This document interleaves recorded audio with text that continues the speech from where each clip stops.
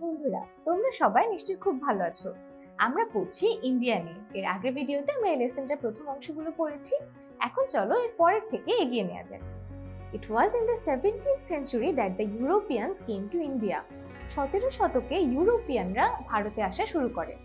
This coincided with the disintegration of the Mughal Empire, paving the way for supremacy among the English, the French, the Dutch and the Portuguese. এর মানে হচ্ছে coincide মানে হচ্ছে এর সাথে পাশাপাশি সংঘটিত হচ্ছিল যে যখন ইউরোপিয়ানরা আসা শুরু করে তখনই কিন্তু মুঘল সাম্রাজ্য ভেঙে পড়তে শুরু করে, যাতে করে মুঘলদের এটাই কিন্তু মুঘলদের থেকে ইংরেজ, ফ্রেঞ্চ, ডাচ এবং পর্তুগিজদের আধিপত্য বিস্তার করা শুরু হয়। দ্য ইংলিশ ইমার্জ দ্য ভিক্টরস, এবং এখান থেকে যারা ব্রিটিশ আছে তারাই কিন্তু বিজয় হিসেবে আবির্ভূত হয়।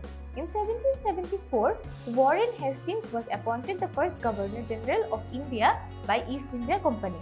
1774 সালে ওয়ারেন হেস্টিংসকে ভারতের গভর্নর জেনারেল হিসেবে নিয়োগদান করা হয় ইস্ট ইন্ডিয়া কোম্পানির মাধ্যমে।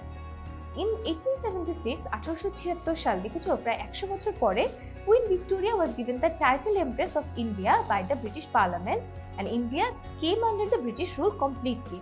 1876 সালে রানী ভিক্টোরিয়াকে ইন্ডিয়া অর্থাৎ ভারতের সাম্রাজ্ঞী হিসেবে ঘোষণা করা হয় ব্রিটিশ পার্লামেন্ট অর্থাৎ ব্রিটিশ সংসদ দ্বারা, এবং তখনই কিন্তু পুরোপুরিভাবে ভারতকে ব্রিটিশ রুলের ব্রিটিশ সাম্রাজ্যের অধীনে নিয়ে আসা হয়।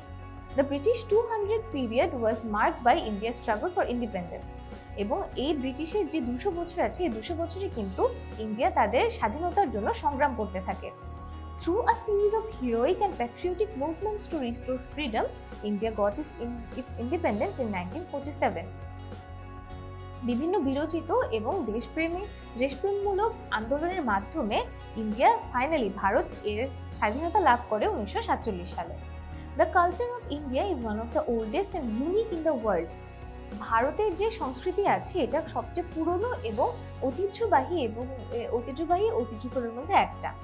In India, there is amazing cultural diversity throughout the country.